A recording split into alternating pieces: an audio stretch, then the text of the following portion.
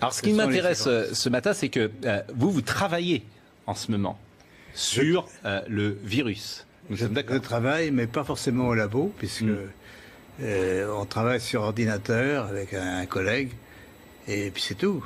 On n'a pas d'expérience, on peut dire, mais l'expérience vient de la maladie elle-même, de toutes les mesures qui sont faites actuellement dans les laboratoires sur les patients. Et vous êtes arrivé à certaines conclusions. Alors, nous sommes arrivés à la conclusion qu'effectivement, il y avait eu une manipulation au sujet de ce virus. C'est-à-dire?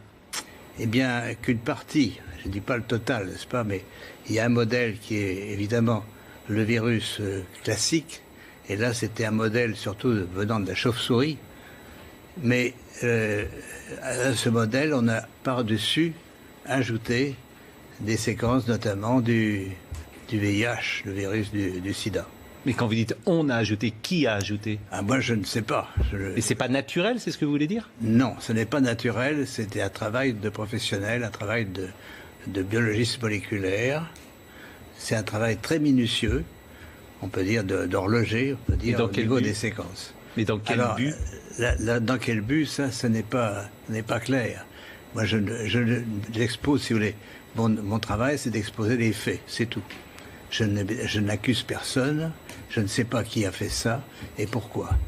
La possibilité, c'est peut-être que ils ont voulu faire, on ne sait pas, on a voulu faire un vaccin contre le sida. Donc on a pris des petites séquences du virus et on les a installées dans la séquence plus grande du coronavirus. Alors, je suis pas sûr de comprendre tout ce que vous dites. C'est-à-dire que dans ce virus, il y a une part de VIH? Voilà, c'est ça. Le matériel génétique du virus est un long ruban d'ARN, n'est-ce pas? Comme de l'ADN, mais c'est de l'ARN. Et dans ce long ruban, à une certaine place, on a fixé des séquences petites de VIH. Mais ces séquences petites ne sont pas petites pour ne rien vouloir dire. Elles ont la possibilité de modifier, par exemple, ce qu'on appelle des sites antigéniques. C'est-à-dire, si on veut faire un vaccin, on peut très bien modifier la protéine qui est exposée pour le vaccin par une petite séquence venant d'un autre virus. Mais vous êtes certain de ça? Parce qu'on a dit que le bruit a couru, que c'était d'une origine humaine, finalement. Et ça a été ensuite réfuté par la plupart des autorités scientifiques, quand même. Il y a quand même une volonté d'étouffement, si vous voulez. Les travaux, nous ne sommes pas les premiers.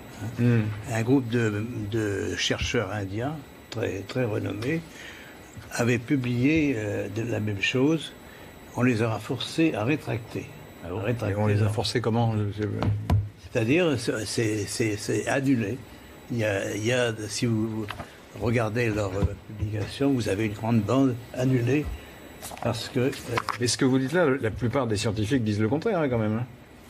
De moins en moins. De moins en moins. Si vous voulez, ceci est arrivé au début de cette année et on voit de plus en plus de travaux qui suggèrent, mais moi je suis, on peut dire, hors d'âge. Je suis prix Nobel et je peux travailler librement.